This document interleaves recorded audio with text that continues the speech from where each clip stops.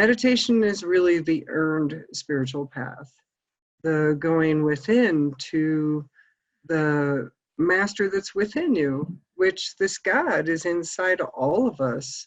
We're really all a gazillion years old, and we're all, fortunately we don't look it, but we're all a gazillion years old. We are this God self, and we are the expression of this God self. And so that was my first experience, my first peak spiritual experience. It was almost like some kind of a change in my awareness happened all at once. And then the second peak spiritual experience that was really huge was after I'd been on the path for a long time. And I was in a coma for 3 days. But during those 3 days, it seemed like I had a whole lifetime on the other side. I had about, it felt like 30 or 40 years on the other side, just traveling the universe and realizing that all of this is happening inside the mind of God. And that's what changed everything. When I came back, it was really hard to adjust to being a human, but wow, here we are. Just out of curiosity, what were you doing back then? Were you in this line of work that you're actually allowing yourself to be now, or was life completely different for Christine back then? Actually, no. I was playing lead guitar in a rock band. Oh my God! That's amazing. Oh my goodness. Wow. Wow. I loved playing lead guitar in a rock band. That was a lot of fun. And I was touring on the Grateful Dead tours, and that was a lot of fun too. And selling tie-dyes in the parking lot. Life was simple back then. I was also painting houses and working the Renaissance fairs, and I tried to find some way not to do a 9-to-5 job because I'm just not built that way. I'd rather work 20 hours a day working for myself than to work 8 hours a day for some job that wasn't inspiring. Yeah. I agree with you. I too went through a very similar experience.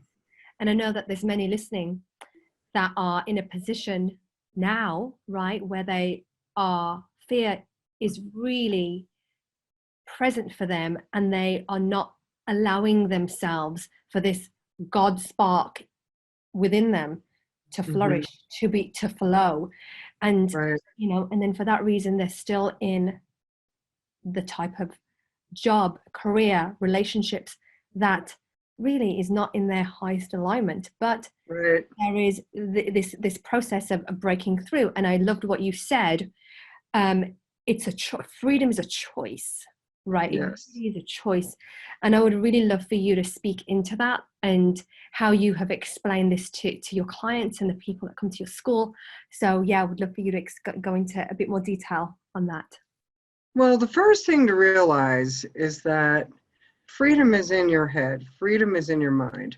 Sure, we might have to work a job that we don't want to work right now, or we might have to work with people we don't want to work with right now. That comes up too. Even when you're doing what you want to do, sometimes you have to work with people you don't want to work with, or do things that you don't want to do. I still do things I don't want to do. I'd love to just be picking flowers and watching the hummingbirds and sipping tea all day and walking in the gardens and things like that. But I have to run business administrative stuff. I have to do payroll. I have to do balancing checkbooks and accounting.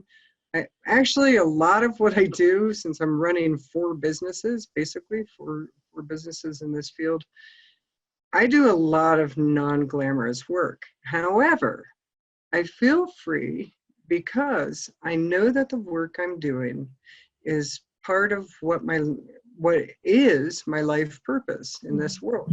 It is what I'm supposed to be doing in order to save the world, so to speak, because that was always my dream when I was younger, was to help people and to save the world somehow.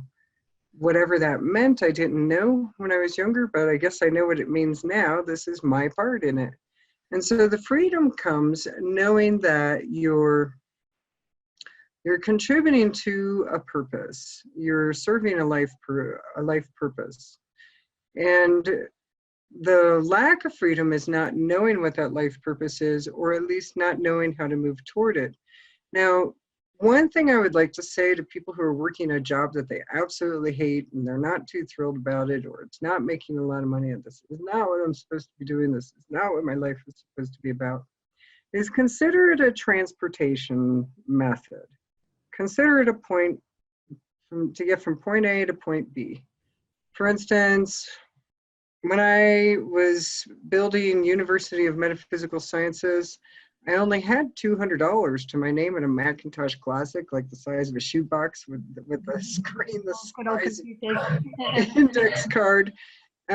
Probably most people today could not even imagine what kind of computer that is, but it really is like a shoebox standing on its engine. 32 megabytes of RAM, that was a big deal back then. And every time we went on the internet, it just got, it was like, I can't do that. But that's what I had to start University of Metaphysical Sciences on. And I was working at a cart in the mall at a cash register. I was doing something that I didn't really like to do. I was waiting tables. I was moving bricks. I was painting apartments. I was doing whatever it took to keep working on this dream, this purpose that I didn't know for sure if it was ever going to turn into a living. I didn't know for sure if it was ever going to turn into something like it is now. It's become the largest school on the planet of its kind in 127 countries. It is being translated into many languages now. And then Gaia Sagrada Retreat Center was born, and we have full retreats every 3 weeks here, 12-day retreats. And I had no idea it was going to lead to all of this. But I was doing it whether I would make money at it or not, because it was what I felt was my life purpose to do. Even though I had to hold jobs I didn't like, even though I had to do work for people I didn't really want to work for, even though it felt that it was a little bit meaningless, at the same time, I knew that what I was doing on the side was meaningful. And even if it wasn't meaningful to anybody else, it was meaningful to me. Right. And I saw this whole working at the mall thing, or waiting tables, or painting houses, or hanging cabinets, or chopping wood. I saw that all as a means to an end. And I knew that sooner or later I wouldn't be doing that alone. When I asked myself, what do I really want to do with my life? Because I never read the book, but I just needed the title. Do what you love and the money will follow. Never read the book, but the title changed my life. Wow. Wow. And I think it's a corporate thing or something. I don't know. But so I was like, well, what do I love to do? Well, I love to meditate. Unfortunately, there's not a whole lot of job offers in the paper for professional meditators, looking for professional meditators.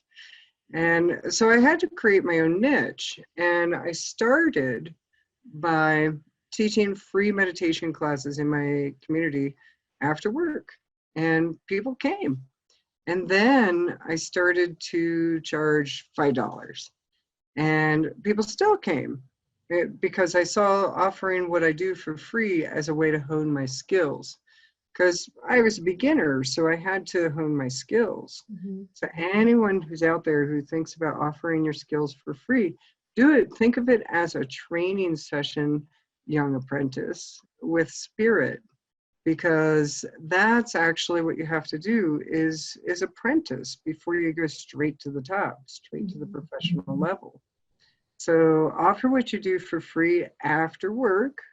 And even though you have to do this other work for a while, still feel that you're free because you're working to get from point A to point B, because it is a physical world.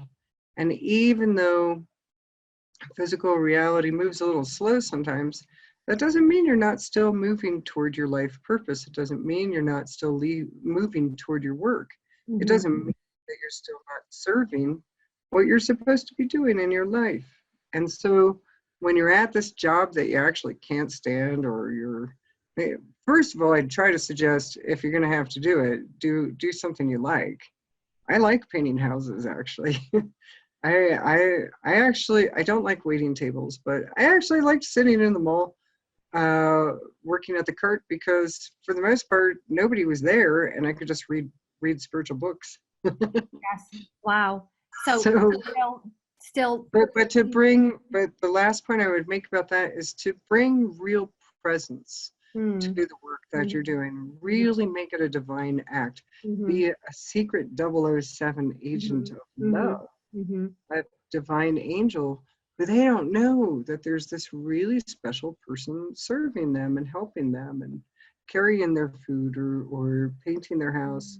Make everything you do a divine act, and then you begin to be given the bigger jobs in the spiritual work, because spirit's looking to see how you do first. mm-hmm, And if you do good, okay, we're going to give them a bigger one, a bigger job.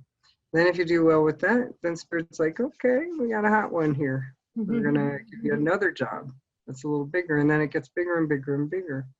So don't think about going straight to the top all at once. Small steps, small steps. The right. journey of 1,000 miles starts with the first step. Wow. And in making the choice to do that, I mean, I think the hardest part is actually making the first choice to take the first step. Right. Right. I dare you. I dare you. I dare everyone who's listening to this call to just get started. Just get started. What's the worst that can happen? What's Mm-hmm, the worst that can happen, right? mm-hmm. So you don't make money. So maybe you spend some money and it didn't return right away. You'll survive it. I dare you. Yeah. Christine, I would love to ask, so when we do choose that of our path, that what we came here to be, when we embody that and we choose to take that path, I've learned that the making money is inevitable, that it will happen, you know, like you explained It will. in the book. Can you speak about that alignment and the power of that alignment? First things first, make sure your vibration matches what you want. Mm-hmm. If you want to be making money doing what you're doing in a spiritual field, make sure your vibration matches that.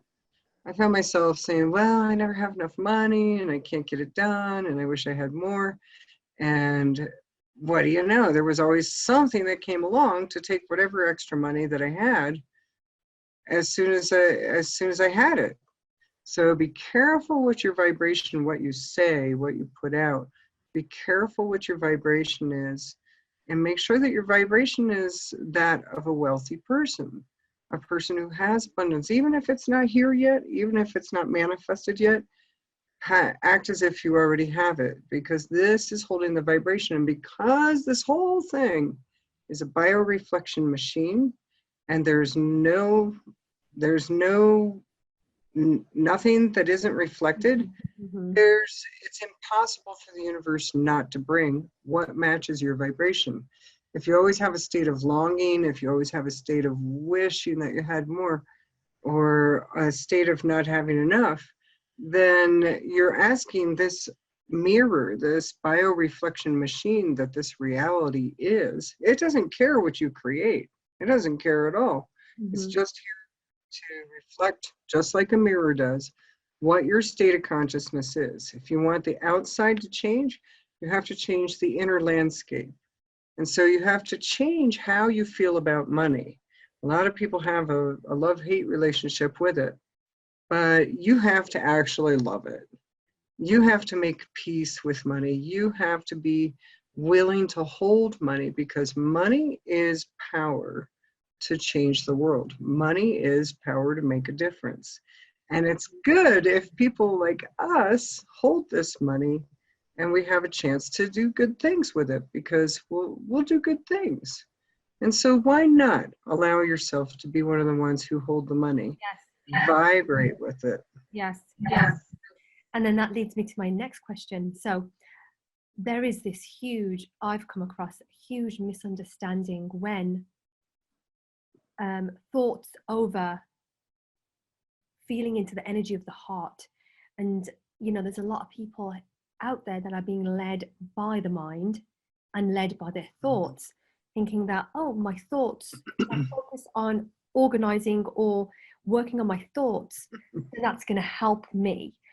And what I've learned is the far opposite. When we allow ourselves to sleep the mind and activate the heart, which is really the portal to the soul, and activating that energy and allowing that energy to come through and flow and be led by that, that is where your life can actually change. And I know that you had mentioned this too, allowing your mind to sleep so that this greater part of us can be expressed. How can we do that when we're so conditioned to use our mind in everything that we do? How can we really, work on that? Well, first of all, as you said, we learned how to use the mind wrong. The mind is the dumbest one in the bunch. I'm going to tell you right now. I love that you said that. It's the last one to get it. It's the last one to get it. The wisdom of the heart is the wisdom of God's self. The wisdom of the heart is the one that really knows the right thing to say, the right thing to do, the right place to be, the right people to be with, the right situations to be in. So think of the mind more as a catcher's mitt, because I wouldn't suggest taking the mind out of the equation altogether. The mind is a tool. It's a good tool. It's a valuable tool. And if you're very intelligent, it's actually quite good at manifesting. And even if you're not intelligent, which very few people who would be listening to this lack intelligence, everybody here is a genius. But the mind is more to be used as a catcher's mitt to catch the completed ideas of the universal mind. The universal mind is the mind of God, and it's like a grid work that has crisscrossing lines, and everywhere where there's an intersection, there's you or me or another person. There's these inspirations and ideas traveling down these lines looking for an intersection, which is like a receptor in the mind of God. You and I, we are like receptors in the mind of God, waiting for this idea or this completed thought to drop in. And that's what those aha realizations are. Aha, I know exactly what to do now. Ah, I know what my life purpose is now. Ah, I get it. This is how to handle that. And so if we are busy with our minds, the receptor is busy, it's occupied. It's like a receptor in your brain. If it's occupied, then you're not going to be able to actually use it for anything else. And so if your mind is always busy, then you're missing the opportunity to think with the bigger mind, which is the universal mind, the mind of God. And the idea is coming along. And then it's looking around for an open receptor, and then, oh, that one's busy. Okay, let's find, there's an open one. And then it drops in. Wow. And so that person is the one who gets the idea, gets the inspiration, gets the information that's needed. So don't think with the human mind. It's like an ant trying to build a rocket ship. It can't be done. The human mind is not built for that. It's not built for understanding the mysteries of the universe. Right. The human mind is built to be a catcher's mitt. Yes. And then what the human mind is for is figuring out, okay, how to manifest it into this world. Yes, that's profound. And that analogy was brilliant, Christine. Thank you so much. And I want to say one more thing about the heart. Yes. The heart knows. And the way to make decisions with your heart is to walk a little bit into the future of any given choice. Just walk a little bit into the future and see how you feel. Does it feel heavy? Does it feel like, oh, do I have to? An obligation, makes you tired, something. If it makes you feel that way, that's not the right choice. Even if the mind is like, this is logical, this is the way it should be.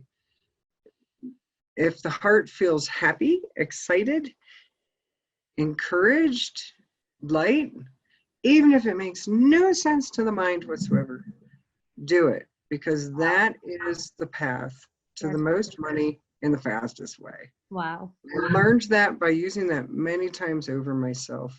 Just follow the heart into the future a little bit with this choice and see how you feel. Yes. If it doesn't feel good, not a good choice.